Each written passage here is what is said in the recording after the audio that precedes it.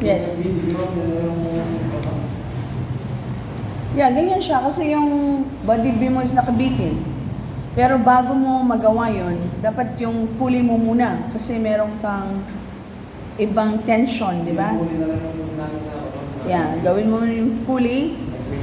Oo, kasi ito, kailangan mo dito sa body beam mo, di ba? Yung baba ng pulley, di ba? Yung rope doon, kailangan mo yun para sa body beam, FBDB mo. Anong tanong sa likod? Please ask. Yes, Mr. Tabia. Sorry? Pinakopya mo lang. Oh, sige.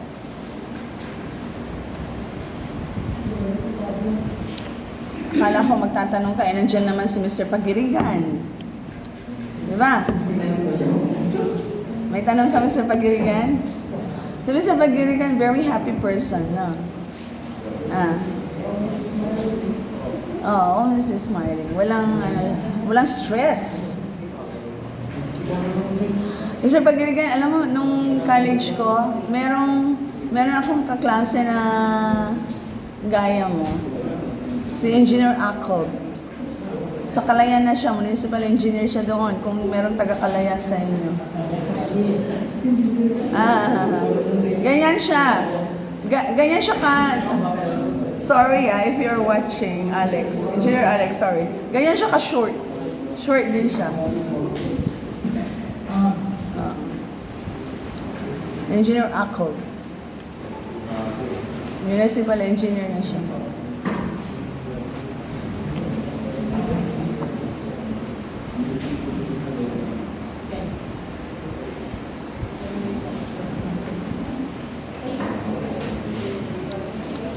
Ang mga mechanical engineering or mechanical engineers, pwede sa barko?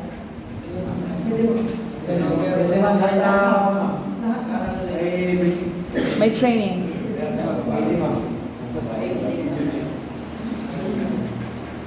Meron kayong vision na magiging seafarer kayo?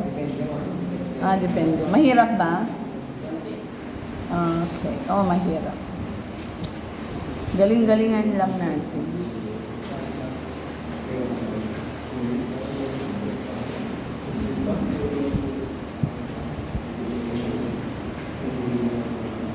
Si Roslyn naman. Roslyn, ano naman ang vision mo?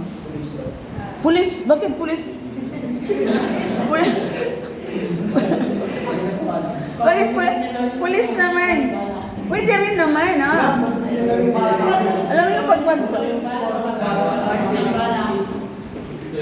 isasolve niyo yung force ng bala. Speed of the bullet. Okay. Yun ang next natin, projectile. Projectile motions. Okay. Bakit? Alam niyo pag nasa, kayo, how do you call that one? Military. Mantaas ang ranko niyo, kung mechanical kayo, di ba? Second lieutenant ka agad. So, training pa kayo, pataas ng pataas. Kaya nakakatakot po. Ang dami kayang test niyan. Di ba? Meron kayong mga tests. Dapat kayo, neuro, makasan yung neuro nyo. Hindi pwedeng bara-bara. Di ba? Hindi pwede yung madaling mag-init ang ulo niyo. Hindi pwede yun. Kalma dapat kayo dyan.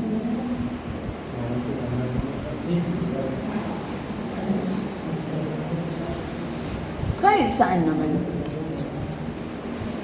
Kahit sa teaching lang, dapat kalmado. Kung magugulo yung mga estudyante mo, gaya ni Pagirigan. Dapat kalmado lang ang teacher, di ba? Mr. Pagirigan. Ganun. Ha? Si? Bakit? Sobrang kalma nun. Sobrang kalma.